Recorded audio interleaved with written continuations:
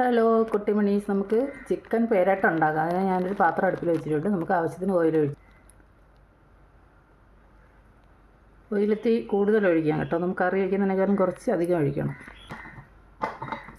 കുറച്ച് ഉലുവ, 2 തക്കോലം, 2-3 കഷ്ണം പട്ട, 2-3 ഏലക്ക, ഗ്രാമ്പു, ഒരു ബേ ലീഫ്, 4 വലിയ സവാള കട്ട് ചെയ്ത് ഇട്ട് കൊടുക്കുക. ഒരു അല്പം കശകശയും കൂടി ഇട്ട് കൊടുക്കുക. ആവശ്യത്തിന് ഉപ്പ്, പച്ചമുളക്, കറിവേപ്പില, 3 തക്കാളിയും കൂടി ഇട്ട് കൊടുക്കുക. ഇഞ്ചിയും വെളുത്തുള്ളിയും ചതച്ചിടുന്നു.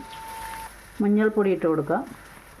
1 സ്പൂൺ മുളക് പൊടിയും 2 സ്പൂൺ മല്ലിപ്പൊടിയും കൂടെ ഒന്ന് അരച്ചെടുത്തിട്ടുള്ളതാണ്. ഇതും കൂടെ ഒഴിച്ച് കൊടുക്കുക. അരപ്പിൻ്റെ പച്ചമണമൊക്കെ മാറിയിട്ടുണ്ട്. നമുക്ക് ചിക്കനും കൂടെ ഇട്ട് ചെറിയ തീയിൽ വെച്ചിട്ട് വേവിച്ചെടുക്കുക. ചിക്കൻ പുരട്ടത് അവിടെ റെഡി ആയിട്ടുണ്ട്. നെയ്യൊക്കെ തെളിഞ്ഞ് സൂപ്പറായിട്ടുണ്ട്. ഇത്രയേ ഉള്ളൂ.